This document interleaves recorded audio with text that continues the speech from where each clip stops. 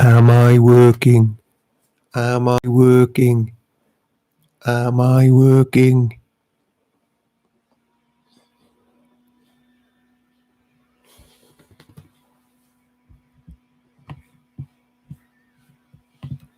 Probably not. Probably. Hey, day 17 is not cursed like 16 was.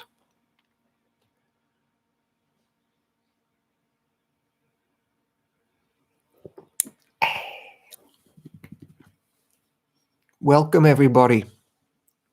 I'm here 6 minutes early because I now panic about whether anything will work.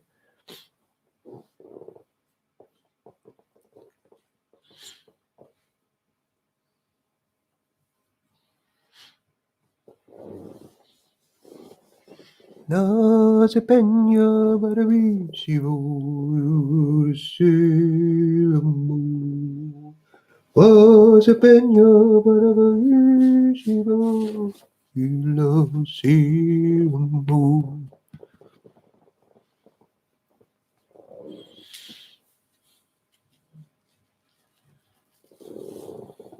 Well, that lost 2 viewers. It's the circle of life.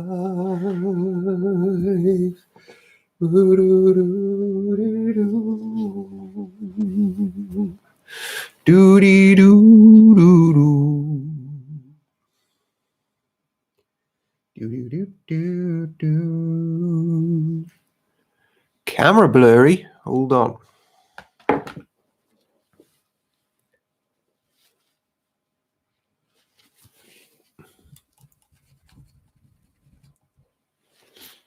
Am I clear?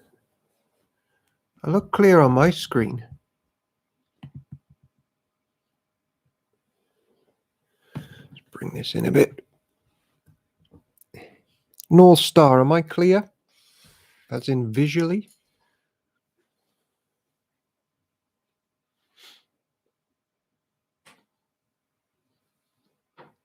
Clear now.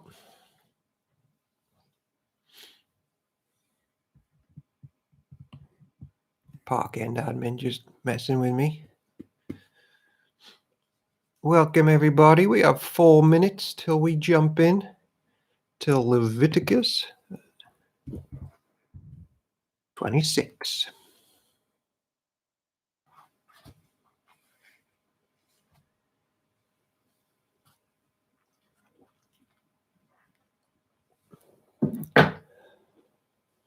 It's the circle of life.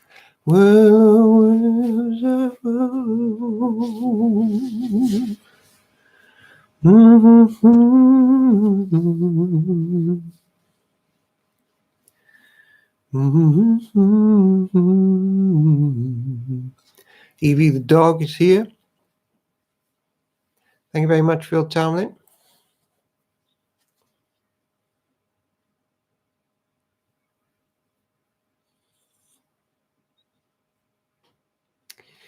Here's a pup date. Evie the dog ate cat poo today. Oop.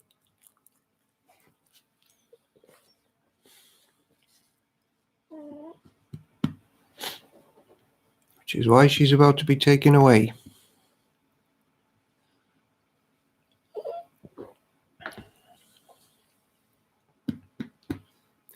We will be beginning Leviticus chapter 27, verse 36, I think, is where I cut off yesterday.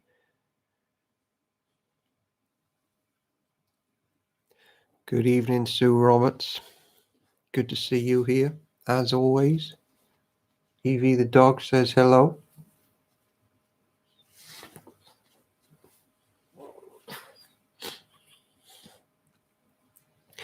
Evie the dog has doubled in size.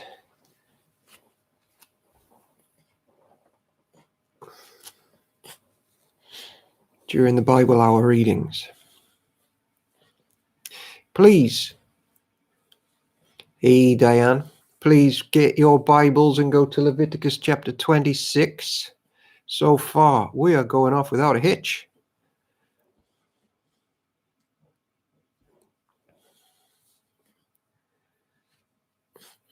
any second now. This dog's carer. Learning from Bob. This dog's carer is about to come. I think. I hope.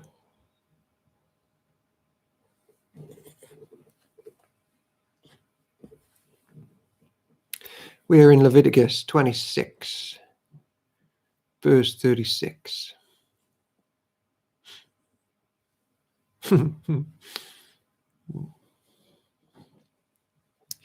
So I'm going to do a bit of recap from yesterday because half the time people couldn't hear me because I was cutting out, and the other half I wasn't here. But we'll give it one more minute. And we are full pelt to numbers today. So I'll give us a bit of a briefing on numbers.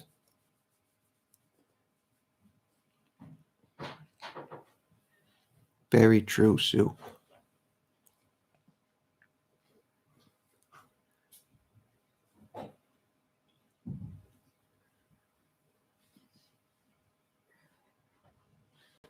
Okay, here comes Evie's carer.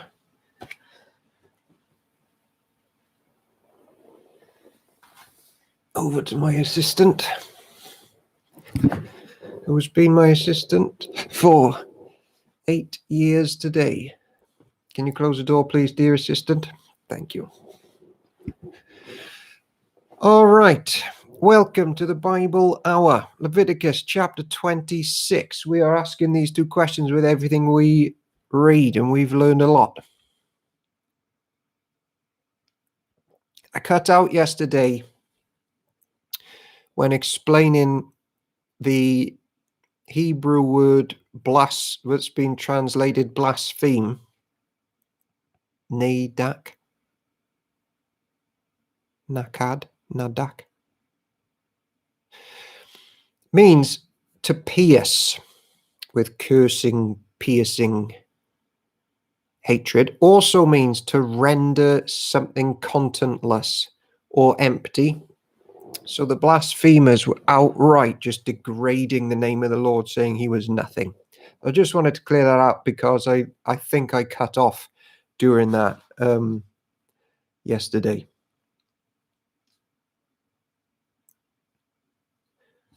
Nakab.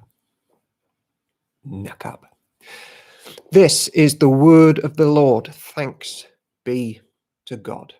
So we've had the blessings chapter, now we're in the cursings.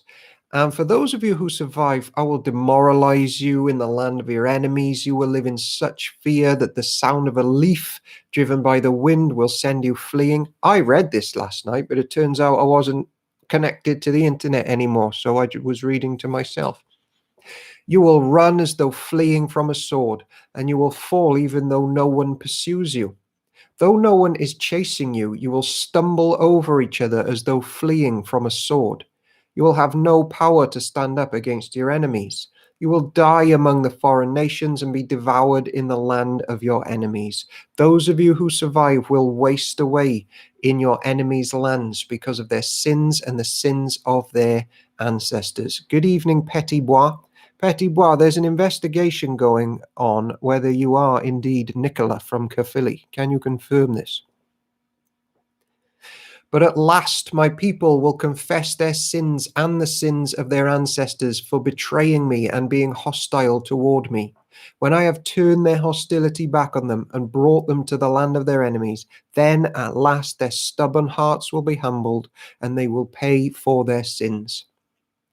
Then I will remember my covenant with Jacob and my covenant with Isaac and my covenant with Abraham, and I will remember the land, for the land must be abandoned to enjoy its years of Sabbath rest as it lies deserted. At last the people will pay for their sins, for they have continually rejected my regulations, despised my decrees.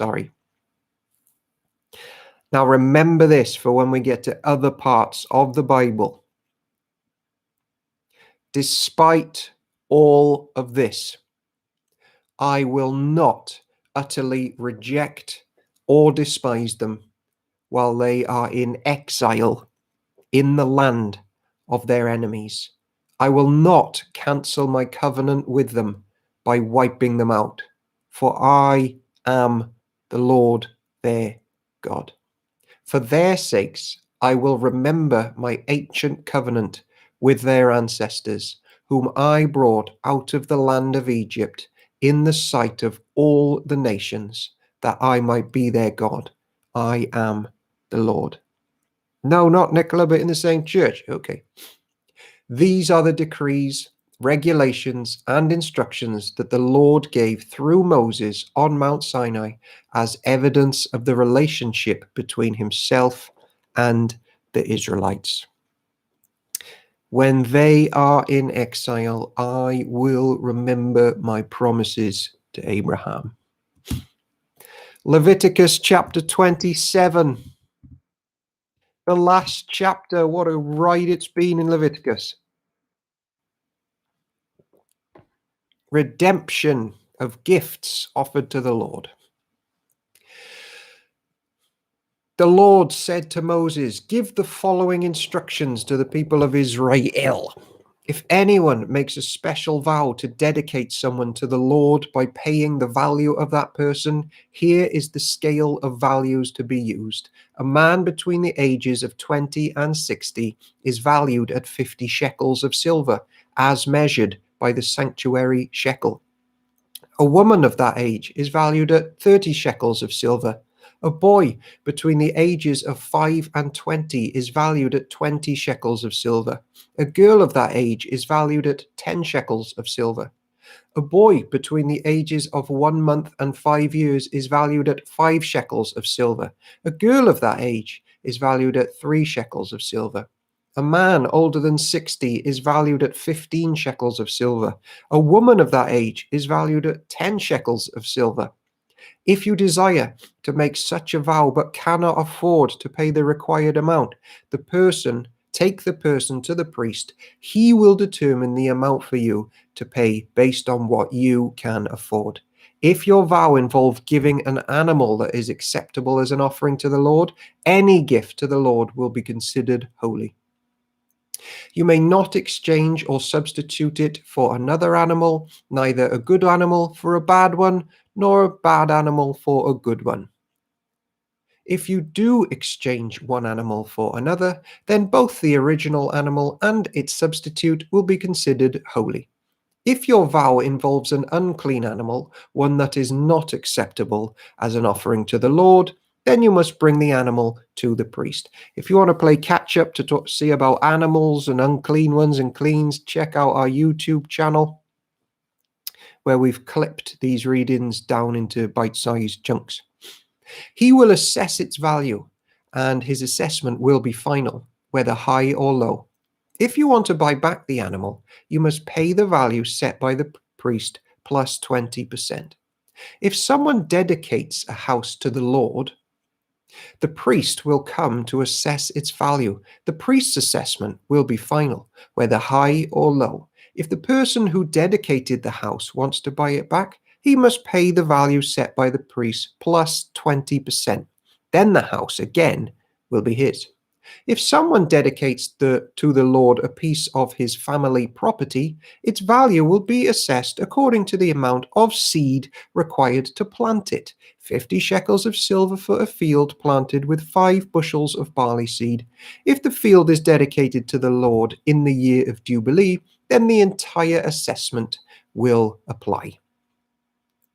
But if the field is dedicated after the year of Jubilee, the priest will assess the land's value in proportion to the number of years left until the next year of Jubilee. Its assessed value is reduced each year. If the person who dedicated the field wants to buy it back, he must pay the value set by the priest, plus 20%.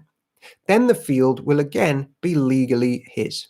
But if he does not want to buy it back, and it is sold to someone else, the field can no longer be bought back. When the field is released in the year of Jubilee, it will be holy, a field specially set apart for the Lord. It will become the property of priests. If someone dedicates to the Lord a field he has purchased, but which is not part of his family property, the priest will assess its value based on the number of years left until the next year of Jubilee. On that day, he must give the assessed value of the land as a sacred donation to the Lord. In the year of Jubilee, the field must be returned to the person from whom he purchased it, the one who inherited it as family property. All the payments must be measured by the weight of the sanctuary shekel, which equals 20 gerahs. You may not dedicate a firstborn animal to the Lord, for the firstborn of your cattle, sheep, and goats already belong to him. However, you may buy back the firstborn of a ceremonially unclean animal by paying the priest's assessment of its worth plus 20%. If you do not buy it back, the priest will sell it as its assessed value. However, anything specially set apart for the Lord, whether a person, an animal, or family property, must never be sold or bought back. Anything devoted in this way has been set apart as holy, and it belongs to the Lord. No person specially set apart for destruction may be bought back. Such a person must be put to death. 1/10 of the produce of the land, whether grain from the fields or fruit from the trees, belongs to the Lord and must be set apart to him as holy. If you want to buy back the Lord's 10th of the grain or fruit, you must pay its value plus 20%.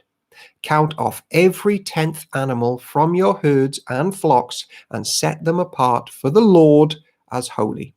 You may not pick and choose between good and bad animals, and you may not substitute one for another. But if you do exchange one animal for another, then both the original animal and its substitute will be considered holy and cannot be bought back. These are the commands that the Lord gave through Moses on Mount Sinai for the Israelites. And so reads the book of Leviticus. What a belter. Right, take a minute to shift gear as we move on to Numbers. We're still with Moses, thankfully.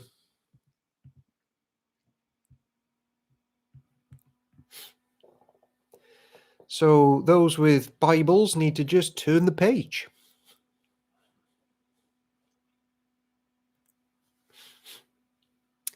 So, my friends, the book of Numbers takes us deeply into the workings of the church, and we're going to see how the structure and organization of local church is one of the most important matters in human life. Local church, its numbers, its structure, its order literally saves the world. In church, we learn to be fully human, modeled in the image of the spirit-filled, proper human being, Jesus Christ. And we walk in him and towards him. So the book of Numbers shows right from the beginning how important every church member is. Now, we're going to be dealing with lots of stats and names here because every church member is important. And I hope all 60 average viewers that watch this over the course of the next few hours are church members and their names are known by Jesus. In church, no one is an anonymous unit. Everyone is known by the living God and cared for. So, church should mean more to us than all the treasures of Egypt, like it did with the author of this book. Church and Christ. I choose that above all the treasures of Egypt. So that was certainly Moses's testimony. And the world will plot against us if we are that dedicated to Christ and his church. But thankfully, the book of Numbers tells us that what matters is the Lord knows our names. So stuff what the world thinks. And so we come to Numbers chapter 1 all the way through to chapter 2 verse 34. We're just dealing with church membership. So some highlights in chapter 1 to look out for, and I slow down at the book of Moses, is Leviticus and Numbers and Deuteronomy, because everybody rushes over them, and they shouldn't. So by Numbers chapter 1, there's about 2 million of them in the desert. The angel is training them, and he's taking them to the worst of places, like the desert, just to test them. Am I enough for you? Or do you want to be comfortable in Egypt without me? I'm just going to take you to the desert and see if you really trust me. So the tabernacle has been completed on the first day of the first month of the second year. They've celebrated Passover, yet, even though the celebration of Passover occurred prior to the taking of the census we're about to read, in the book of Numbers, the census is described first. Now, this intentional narrating helps us to remember that the celebration of the Passover on its own, apart from church life, has no context or proper meaning. To focus on the cross of Jesus as an individual act on your own in your little bedrooms where you never interact with church people or anything misses the point. Throughout the Pentecost, throughout the Pentateuch, everything is rooted in church life. So it's not like let's get saved and then think about church maybe later. Our forefathers used to say there is no salvation outside of church, and it's just no small thing that the numbering of church comes first and so significant. The census is taken twice, and we're going to see towards the end of the book how some of the tribes' numbers have dropped and some of them are increased. Now, you should be thinking, what causes church numbers to drop and what causes church numbers to increase? Is an interesting thing.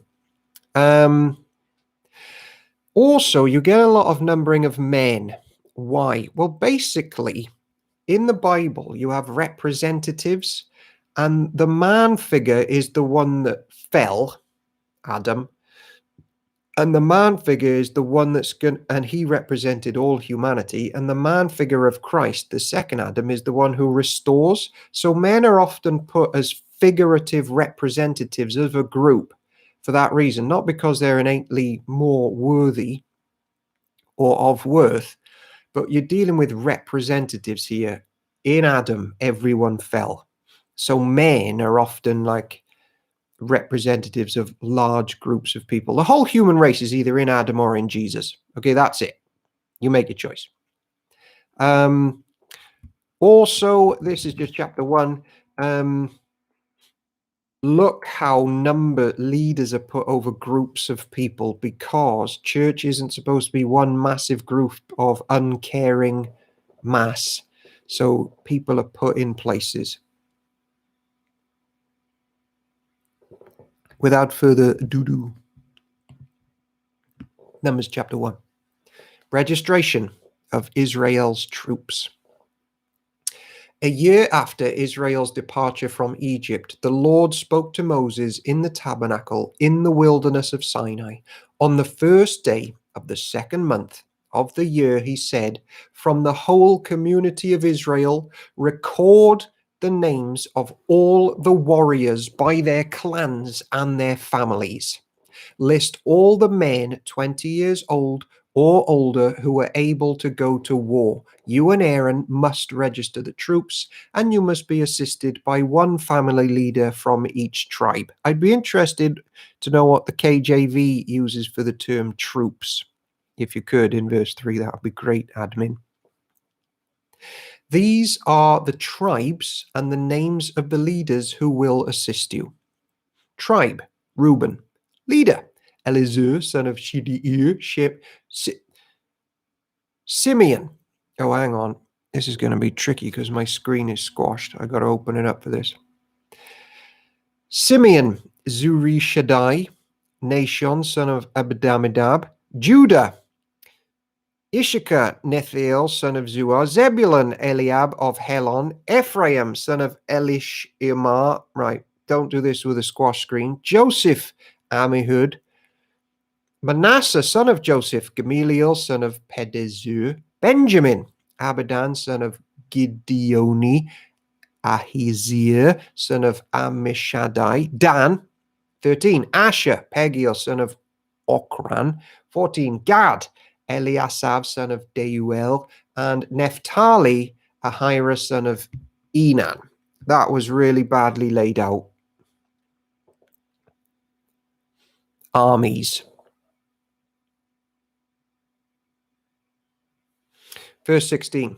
These are the chosen leaders of the community, the leaders of their ancestral tribes, the heads of the clans of Israel. So you've got tribes and clans and little church, small groups forming. So Moses and Aaron called together these chosen leaders, and they assembled the whole community of Israel on that very day. All the people were registered according to their ancestry by their clans and families. The men of Israel who were 20 years old or older were listed one by one, just as the Lord had commanded Moses. So Moses recorded their names in the wilderness of Sinai. This is the number of men 20 years old or older, who were able to go to war, as their names were listed in the records of their clans and families. Oh man, I've got it squashed again. Tribe, Reuben, Jacob's oldest son, 40. Now, you with a photographic memory, and Sue Roberts, you're a bright spark. Commit all these stats to memory, and then when we get to the later chapters, I'll ask you all, have they increased or decreased? Reuben, Jacob's oldest son, 46,500. Simeon, 59,300. Gad, 45,650. Judah, 74,600. Issachar, 54,400. Zebulun, 57,400. Ephraim, son of Joseph, 40,500. Manasseh, son of Joseph, 32,200. Benjamin, 35,400. Dan, 62,700. Asher, 41,500. Naphtali, 53,400. Now, if you want to see how they were positioned around the tabernacle, it's just a giant cross shape. So your enemies would come over, and then, well, it's a massive cross. We stuck it on Facebook for you to look at it.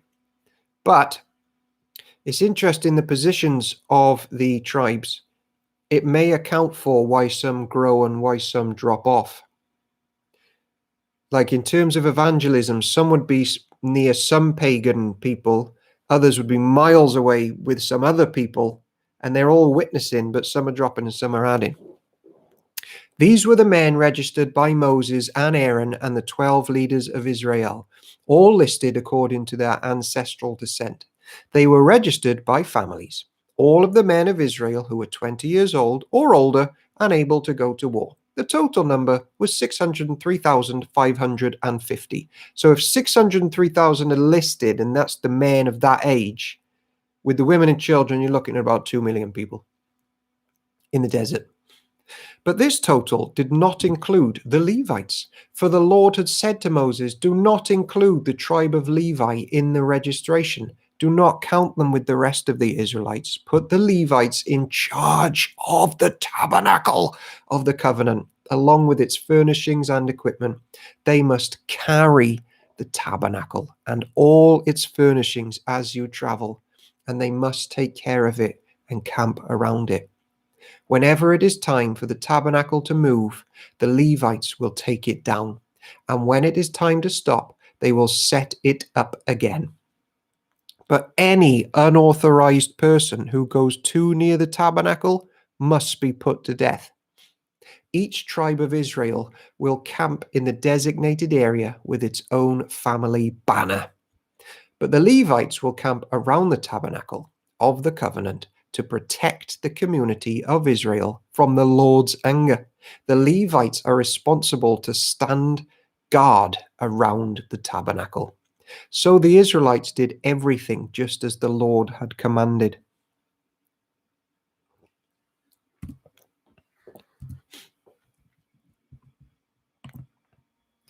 So chapter 2,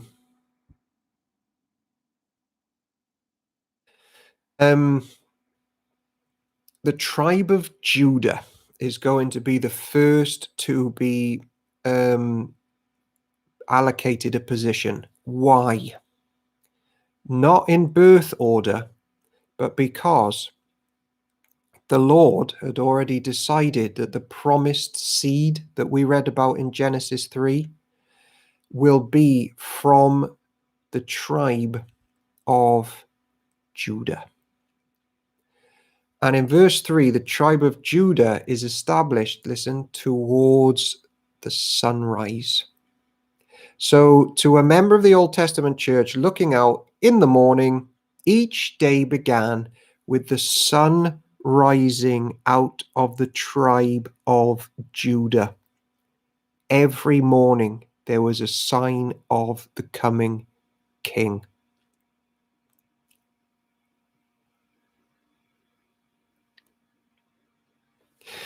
People who are unclean, again, put outside the camp. Impurity cannot be part of heaven and earth, which is what the tabernacle was. Everyone's included to get involved now around the tabernacle. If you are unclean, though, you had to walk through everybody to meet the priest, because guess what? In church, we share our sins and our shame. Organization for Israel's camp. Verse 1. Then the Lord gave these instructions to Moses and Aaron. When the Israelites set up camp, each tribe will be assigned its own area. The tribal divisions will camp beneath their family banners on all four sides of the tabernacle, but at some distance from it.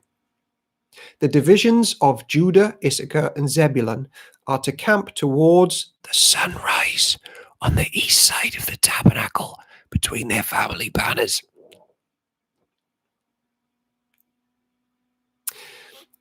These are the names of the tribes, their leaders, and their numbers of their registered troops. Tribe, Judah. Leader, Nation, son of Aminadab. Number, 74,600. Issachar. Leader, Nethanel, son of Zuar, 54,400. Zebulun, Eliab, son of Helon, 57,400. So the total of all the troops on Judah's side of the camp is 186,400. These three tribes are to lead the way whenever the Israelites travel to a new campsite. Of course,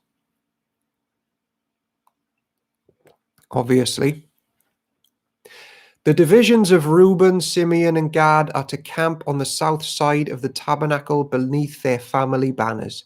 These are the names of the tribes, their leaders, and the numbers of their registered troops.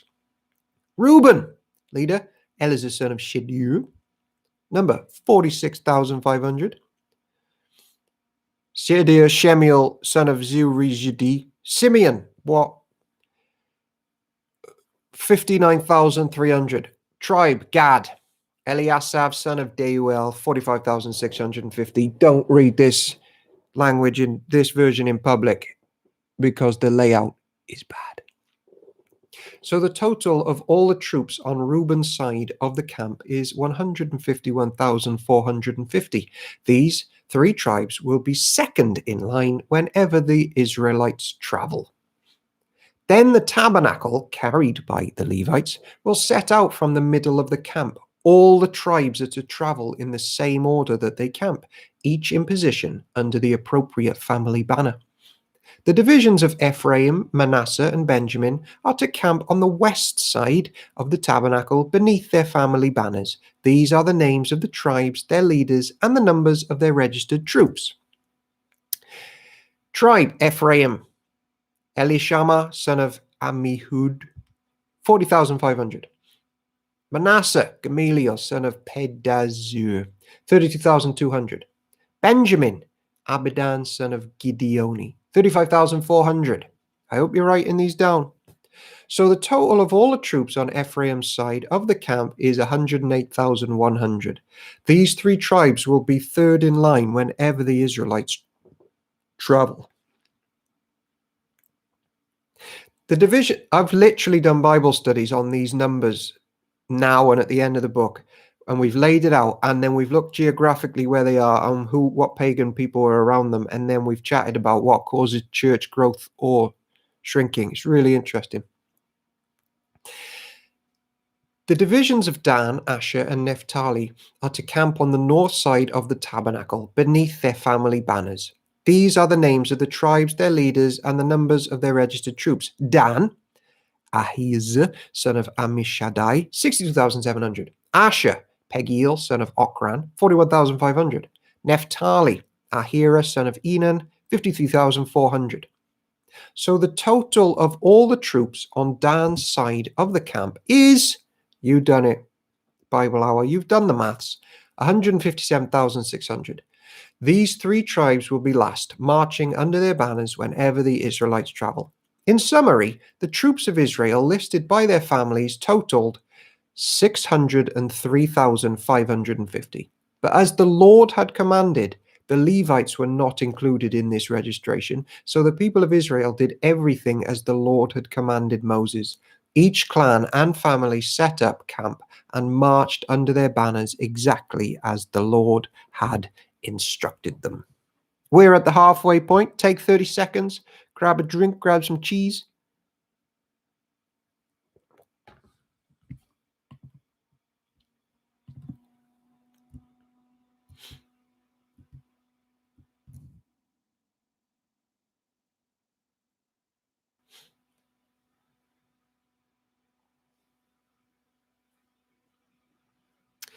So as we come to chapter 3, all the way through 4 to verse 49, priests and their duties at the center of the camp. Has to be the center, obviously, because the only way the church can ever reach God, you have to go centrally through where the priest is. You have to go through the priest. Again, the Old Testament church is spelling that out in primary school media theatrics. And you have to go through representatives. So the firstborn male of each household represents that household. This firstborn male was then represented by a Levite, and the Levite was ministered to by the great high priest who represented the people to God the Father.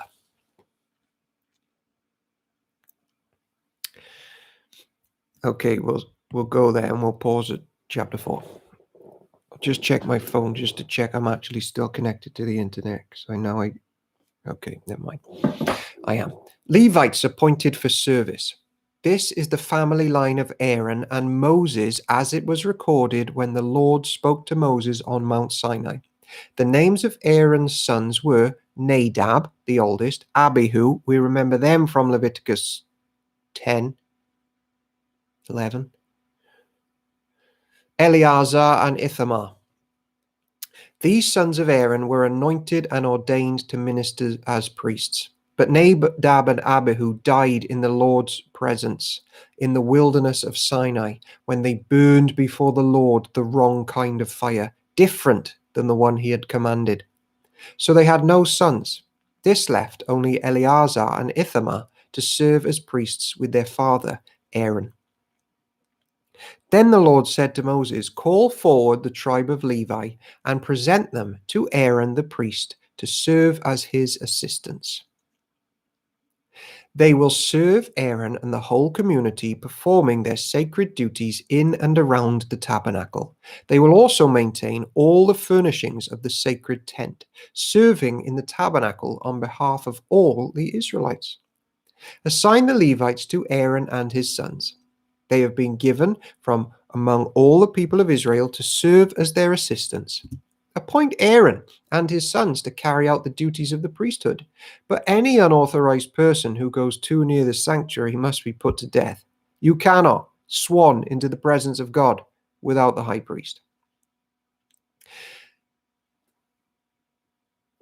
And the Lord said to Moses, "Look, I have chosen the Levites from among the Israelites to serve as substitutes for all the firstborn sons of the people of Israel. The Levites belong to me, for all the firstborn males are mine. On the day I struck down all the firstborn sons of the Egyptians, I set apart for myself all the firstborn in Israel, both of people and of animals. They are mine. I am the Lord. Registration of the Levites. The Lord spoke again to Moses in the wilderness of Sinai. He said, "Record the names of the members of the tribe of Levi by their families and clans. List every male who is 1 month old or older." So Moses listed them just as the Lord had commanded. Levi had 3 sons, whose names were Gershon, Kohath, and Merari.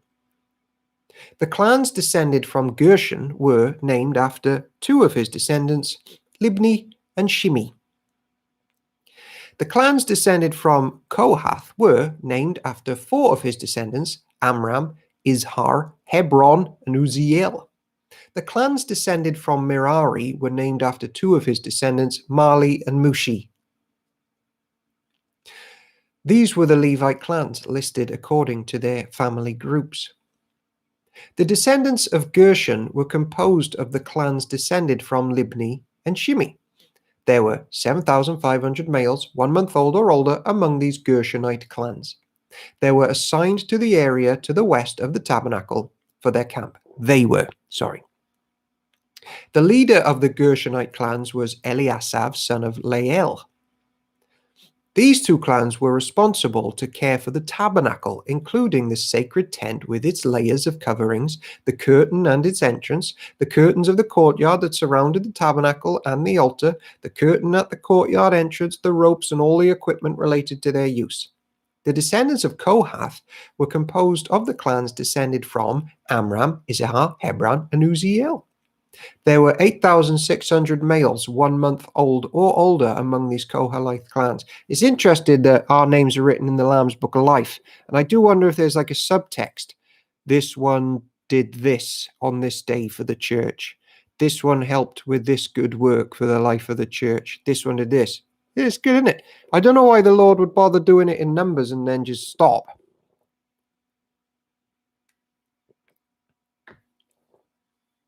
No, he does, obviously. There's loads about good works being remembered, even bad deeds being shouted from the rooftops. This stuff goes on now. There were 8,600 males 1 month old or older among these Kohathite clans. They were responsible for the care of the sanctuary, and they were assigned to the area south of the tabernacle for their camp. The leader of the Kohathite clans was Elizaphan, son of Uzziel. These 4 clans were responsible for the care of the ark, the table, the lampstand, the altars, the various articles used in the sanctuary, the inner curtain, and all the equipment related to their use. One thing gets me down: when people read the Old Testament, they don't read it as it's church. Don't you see the difference when we see that this is church, just like us? It brings a whole book alive. Following Jesus in the desert. Eleazar, son of Aaron the priest, was the chief administrator over all the Levites, with special responsibility for the oversight of the sanctuary. The descendants of Merari were composed of the clans descended from Mali and Mushi. There were 6,200 males 1 month old or older among these Merarite clans. They were assigned the area north of the tabernacle for their camp. The leader of the Merarite clans was Zuriel, son of Abihail. These 2 clans were responsible for the care of the frame supporting the tabernacle, the crossbars, the pillars, the bases, and the equipment related to their use. They were also responsible for the posts of the courtyard and all their bases, pegs, and ropes. The area in front of the tabernacle, in the east toward the sunrise, was reserved for the tents of Moses, obviously, and Aaron and his sons, who had the final responsibility for the sanctuary on behalf of the people of Israel. Anyone other than a priest or Levite who went too near the sanctuary was to be put to death. When Moses and Aaron counted the Levite clans at the Lord's command, the total number was 22,000 males, 1 month old or older. Park End admin, are you able to root through our Twitter or Facebook post pictures and just dig out that one of the ancient church and the positioning. Don't worry if you can't. I'd rather you still be following, but have a quick whiz through and then stick a link to it here because it brings it alive.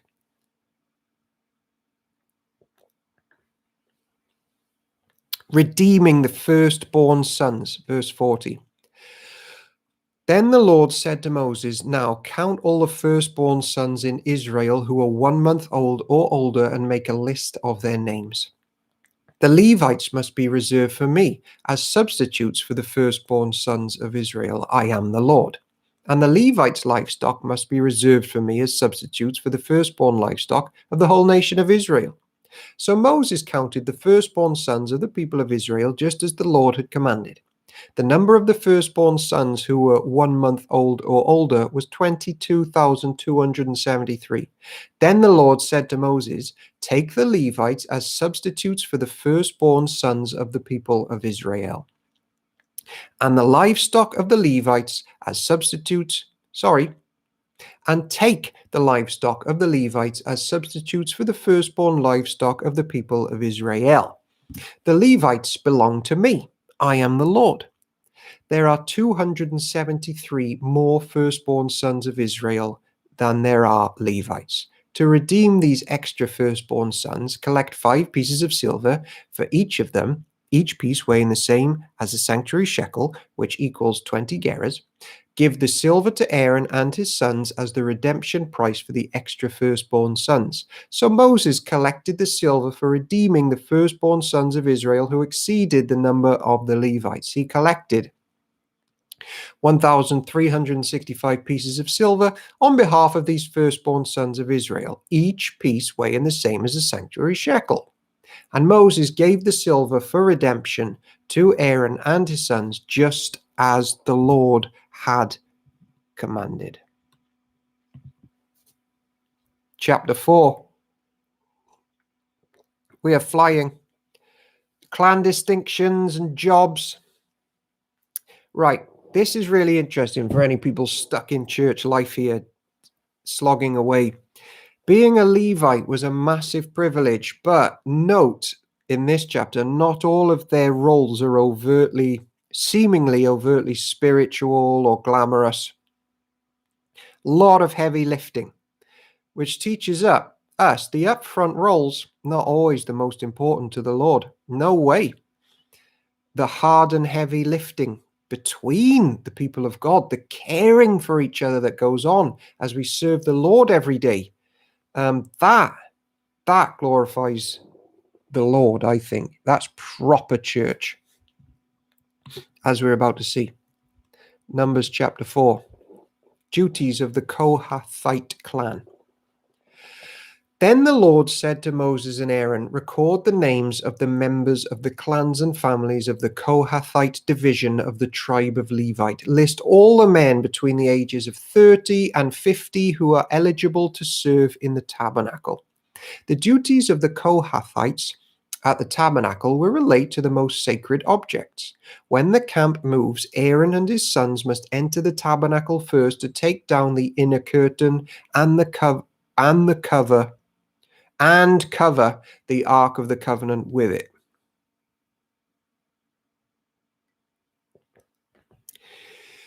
Then they must cover the inner curtain with fine goatskin leather and spread over that a single piece of blue cloth. Finally, they must put the carrying poles of the ark in place.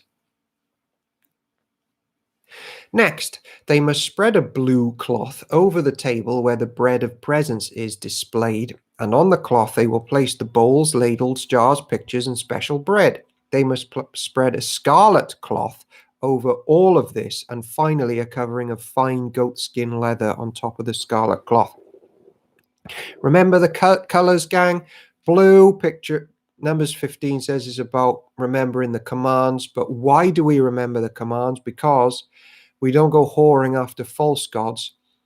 We believe our Father in heaven, hallowed be your name. So it's actually a thing to lift us up to the heavens, to be God-centered and focused. Scarlet colors, obviously, redemption, blood, sacrifice.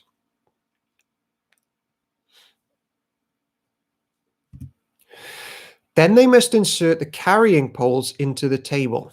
Next, they must cover the lampstand with a blue cloth, along with its lamps, lamp snuffers, trays, and special jars of olive oil. Then they must cover the lampstand and its accessories with fine goatskin leather and place the bundle on the carrying frame. Next, they must spread a blue cloth over the gold incense altar and cover this cloth with fine goatskin leather. Then they must attach the carrying poles to the altar. They must take all the remaining furnishings of the sanctuary and wrap them in a blue cloth, cover them with fine goatskin leather, and place them on the carrying frame. They must remove the ashes from the altar for sacrifices and cover the altar with a purple cloth, regal, royal. All the altar utensils, the fire pan, meat forks, shovels, basins, and all the containers must be placed on the cloth, and a covering of fine goatskin leather must be spread over them. Finally, they must put the carrying poles in place. The camp will be ready to move when Aaron and his sons have finished covering the sanctuary and all the sacred articles. The Kohathites will come and carry these things to the next destination, but they must not touch the sacred objects or they will die. So these are the things from the tabernacle that the Kohathites must carry. Eleazar, son of Aaron the priest, will be responsible for the oil of the lampstand, the fragrant incense, the daily grain offering, and the anointing oil. In fact, Eleazar will be responsible for the entire tabernacle and everything in it, including the sanctuary and its furnishings. Sheesh, Eleazar. Then the Lord said to Moses and Aaron, "Do not let the Kohathite clans be destroyed from among the Levites. This is what you must do, so they will live and not die when they approach the most sacred objects. Aaron and his sons must always go in with them and assign a specific duty or load to each person. The Kohathites must never enter the sanctuary to look at the sacred objects for even a moment, or they will die. The Lord is holy."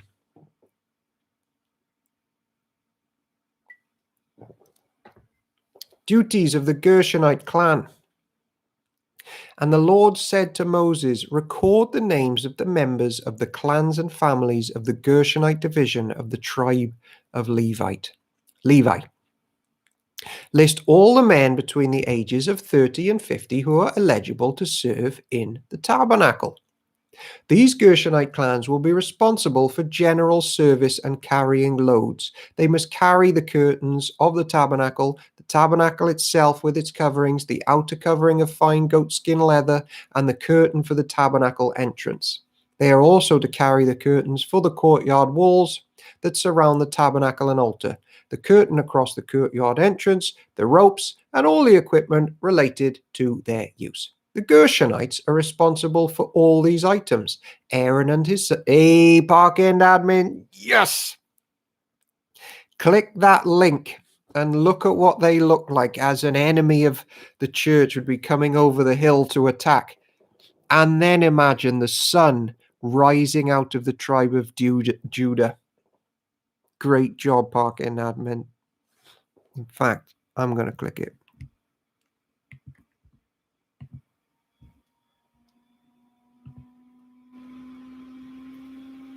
Is that it? No, that's not the that's not the right picture, park-end admin. That's the tabernacle tent.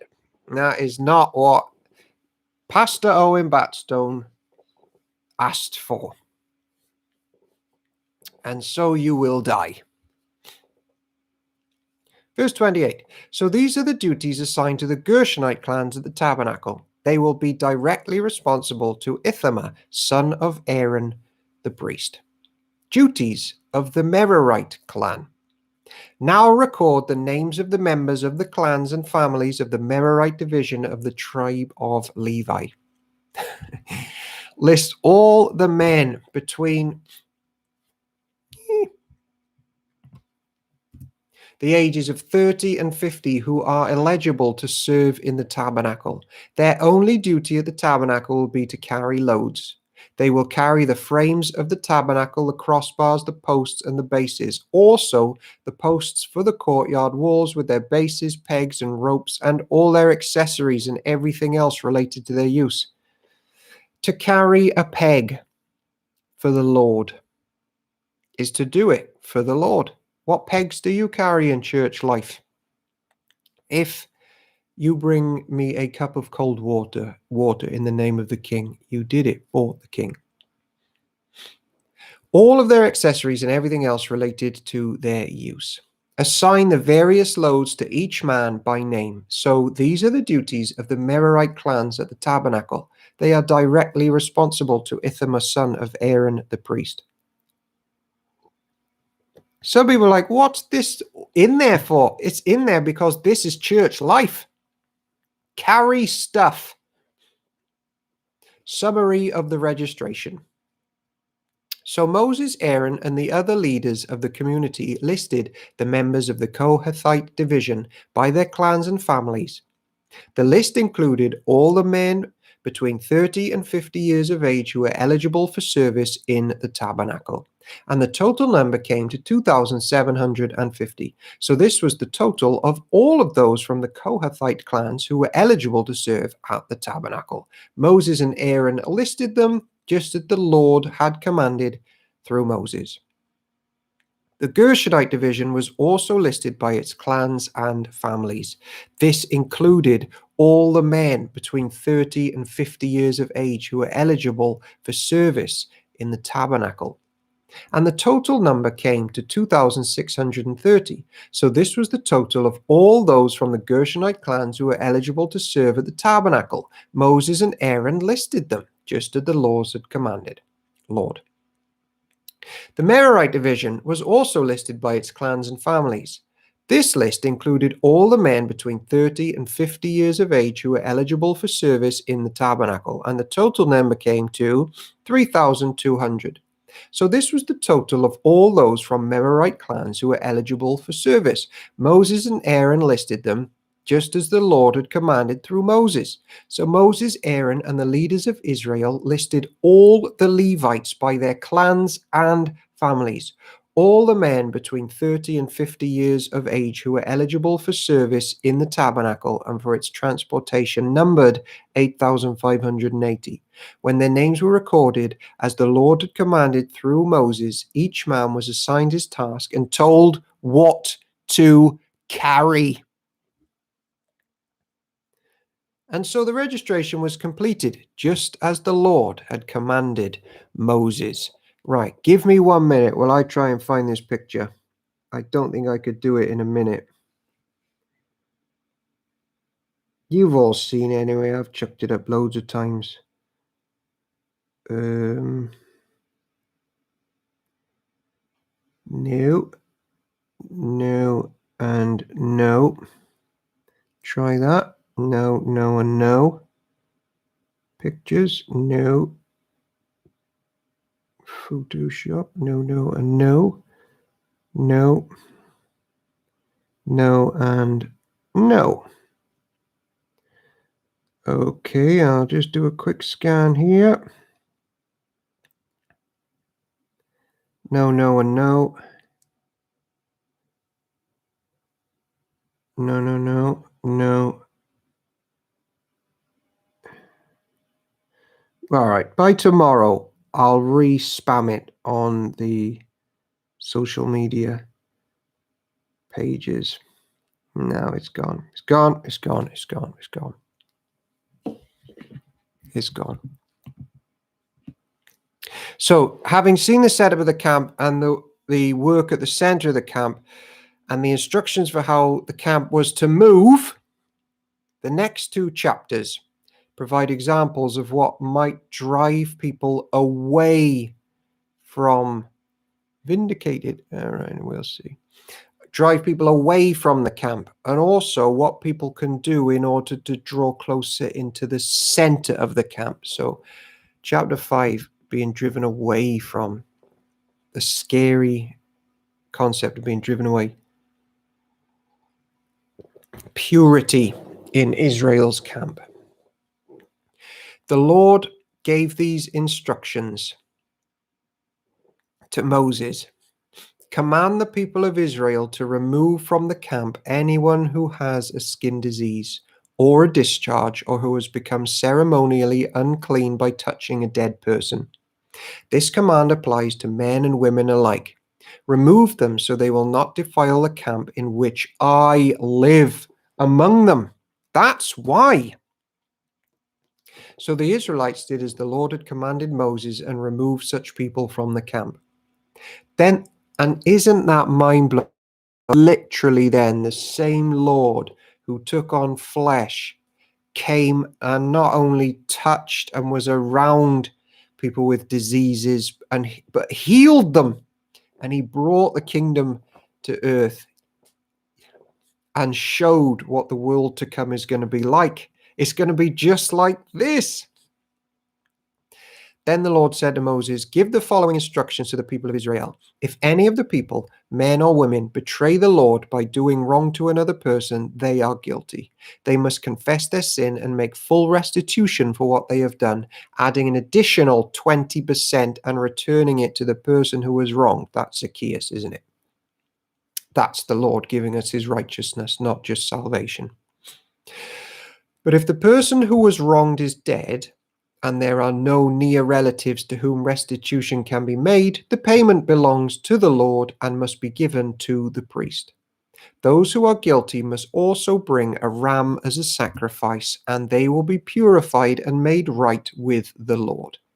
And all the sacred offerings that the Israelites bring to a priest will belong to him. Each priest may keep all the sacred donations he receives.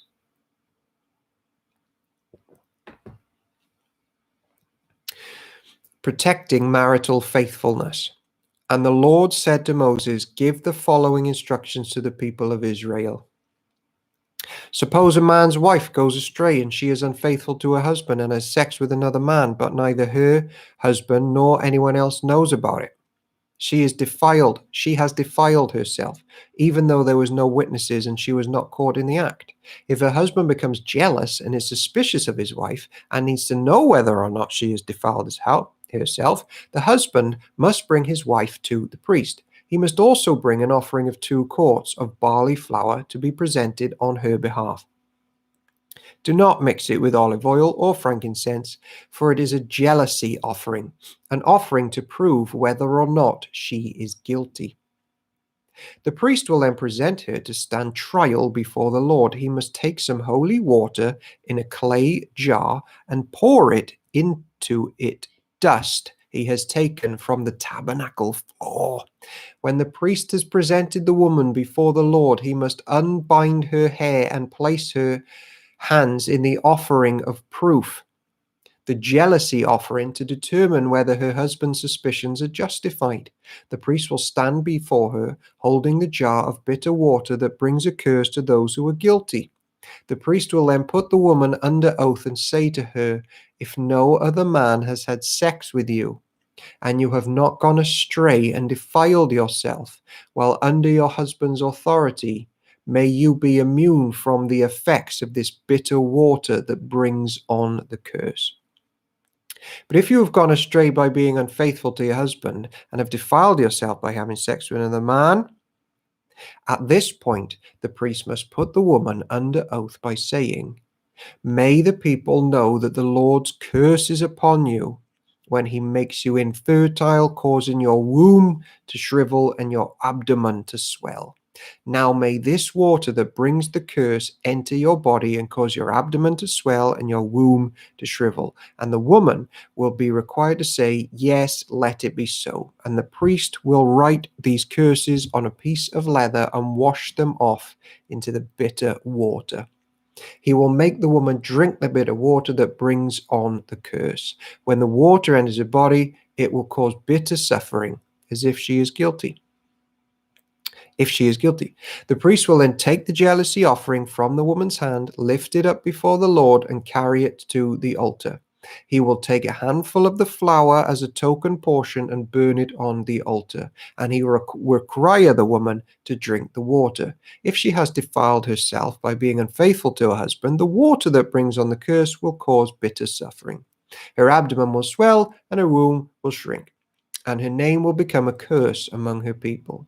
But if she has not defiled herself and is pure, she will be unharmed, and she will still be able to have children. This is the ritual law for dealing with suspicion. If a woman goes astray and defiles herself while under her husband's authority, or if a man becomes jealous and is suspicious that his wife has been unfaithful, the husband must present his wife before the Lord, and the priest will apply this entire ritual to her. Don't defile the picture of Christ and his church. Massive sin in the eyes of the Lord. Just don't do it. The husband will be innocent of any guilt in this matter, but his wife will be held accountable for her sin. Okay. It's 10. Oh, we were going to do the Nazarite laws, but it is 10 o'clock. Wow. Tomorrow we start with a belter.